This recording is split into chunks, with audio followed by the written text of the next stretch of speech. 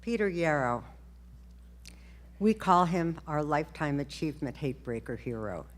He prefers to be called the always new HateBraker. Excuse me.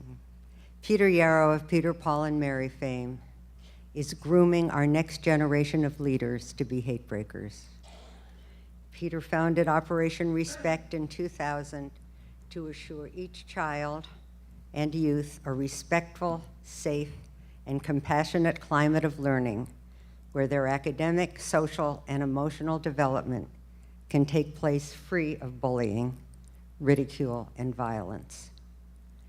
Peter learned early in his life about emotional pain, about the power of compassion, and about the healing power of music. For more than half a century, he's carried that compassion to his music, to some of our most challenging and troubling situations, including Peter, Paul, and Mary's singing at the March on Washington for 250,000 people, on civil rights marches, on campuses, and campaigns for the homeless, the hungry, and the hurting. You're about to see two things: the oral history about how Peter became a HateBraker, and part of his concert with the parents whose children were murdered at Newtown.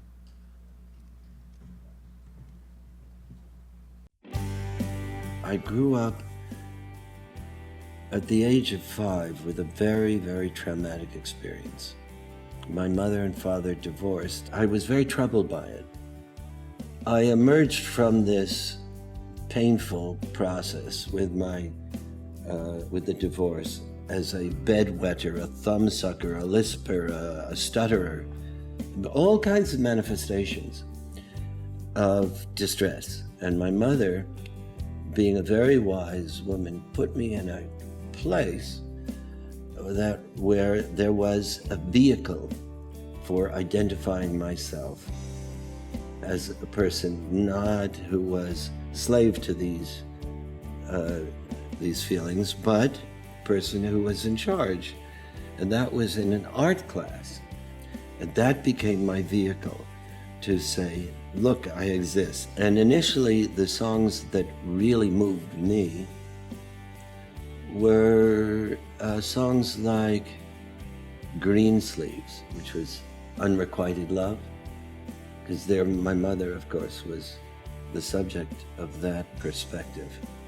An exposition of the song where you feel that suffering from the point of view of the person who is being made to suffer is the anthem of the work that I do now.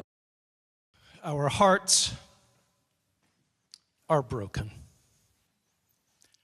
Our spirit is not. And it is with this knowledge that we are able to move forward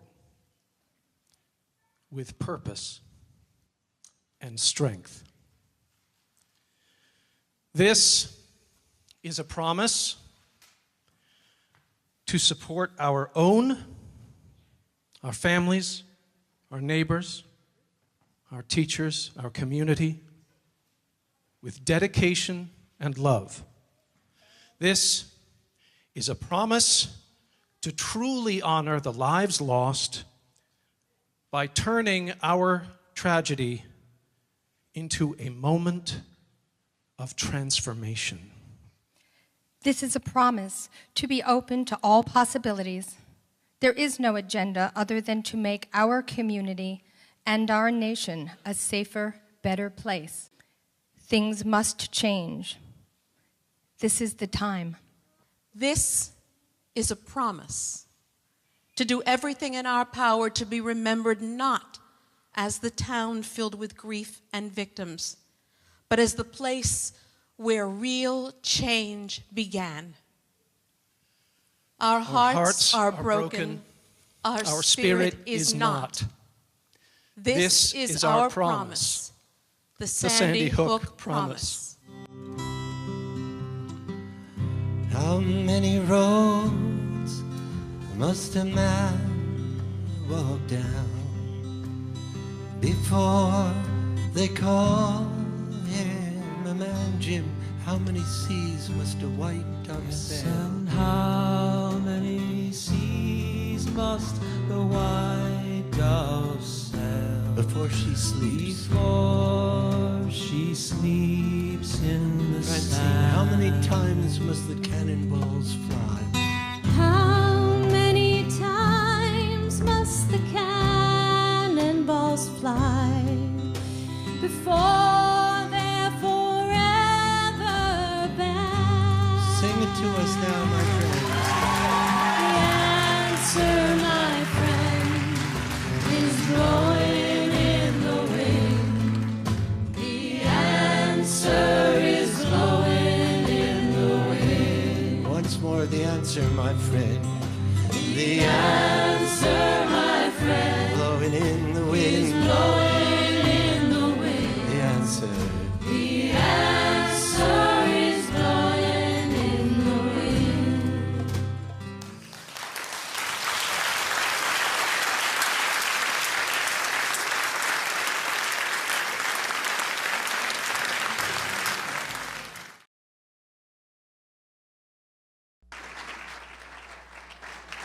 What is so profoundly moving is that they are so young. You know, they haven't been doing this forever, and they're so articulate, emotionally articulate. And, you know, for somebody who's been kind of